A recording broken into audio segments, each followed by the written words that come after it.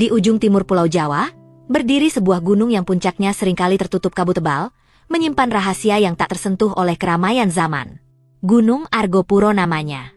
Di sanalah, ratusan tahun yang lalu, pernah terukir sebuah kisah tentang keanggunan, kesetiaan, dan pilihan hidup yang luar biasa dari seorang putri bernama Dewi Rengganis. Dewi Rengganis bukanlah putri biasa. Ia memiliki darah kebesaran Majapahit yang mengalir di tubuhnya. Namun, takdir tidak menuntunnya untuk duduk manis di singgasana megah keraton yang penuh intrik politik dan perebutan kekuasaan. Sebaliknya, Dewi Rengganis memilih jalan sunyi. Ia memutuskan untuk menyingkir, membawa serta para dayang setia dan pengikutnya menuju puncak gunung yang dingin dan terisolasi.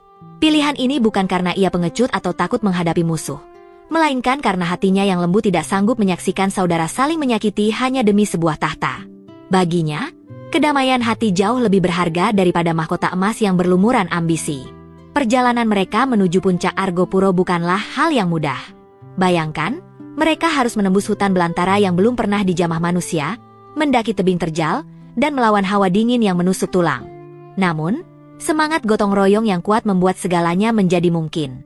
Sesampainya di sebuah lembah datar yang kini dikenal sebagai Cikasur dan Puncak Rengganis, mereka mulai membangun kehidupan baru. Disinilah keajaiban itu bermula. Mereka tidak membangun benteng pertahanan untuk berperang, melainkan sebuah istana taman sari yang indah.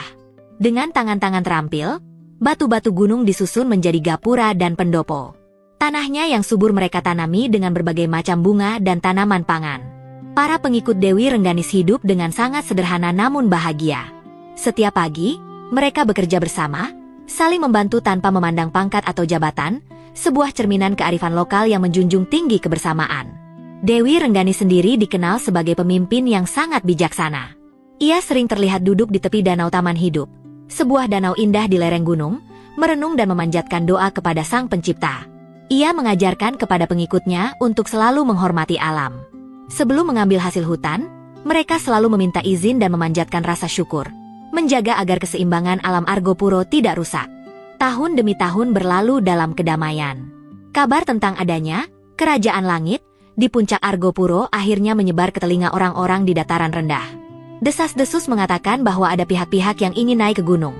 Entah itu pangeran yang ingin melamar sang dewi secara paksa, atau pasukan yang ingin menaklukkan wilayah tersebut karena dianggap ancaman. Suasana di puncak gunung yang biasanya tenang, mulai terusik oleh kecemasan. Para pengawal setia Dewi Rengganis sudah bersiaga. Mereka siap mengangkat senjata, siap mempertaruhkan nyawa untuk melindungi junjungan mereka. Namun, Dewi Rengganis justru tersenyum sedih.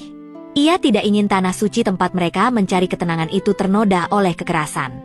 Ia tidak ingin ada darah yang tumpah di antara bunga-bunga Edelweiss yang suci.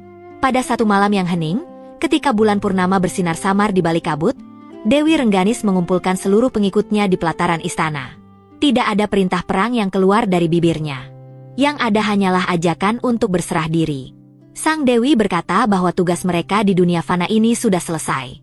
Mereka telah membuktikan bahwa kebahagiaan bisa dibangun tanpa harus menjajah orang lain.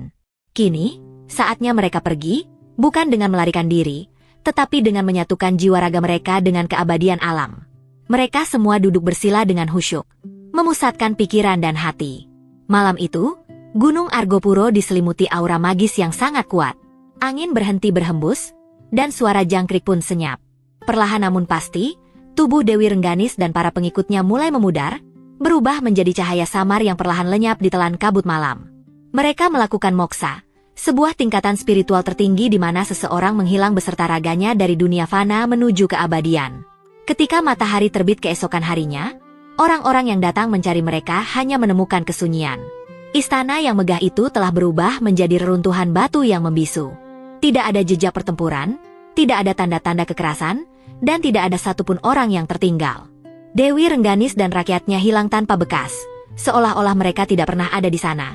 Atau mungkin, mereka telah menjadi bagian dari gunung itu sendiri. Hingga hari ini, sisa-sisa bangunan kuno itu masih bisa ditemukan di puncak Rengganis. Bebatuan yang tersusun rapi menjadi saksi bisu sejarah mereka. Masyarakat setempat percaya bahwa Dewi Rengganis tidak benar-benar pergi. Konon, burung-burung merak cantik yang sering terlihat di lereng Argopuro adalah jelmaan dari para dayang yang setia menjaga tempat itu. Dan jika para pendaki mencium aroma harum melati di tengah hutan yang lebat, Itu dipercaya sebagai tanda bahwa Sang Dewi sedang menyapa tamu-tamunya yang datang dengan niat baik. Kisah Dewi Rengganis mengajarkan kita sebuah pelajaran berharga yang melintasi zaman. Bahwa kekuatan sejati bukanlah tentang seberapa banyak musuh yang bisa kita kalahkan, melainkan seberapa besar ego yang mampu kita redam demi kedamaian. Ia memilih untuk kalah di mata manusia dengan menghilang. Namun sesungguhnya ia menang dengan menjaga kesucian hati dan tanah yang dicintainya. Sebuah warisan kearifan yang mengingatkan kita untuk selalu hidup selaras dengan alam dan sesama.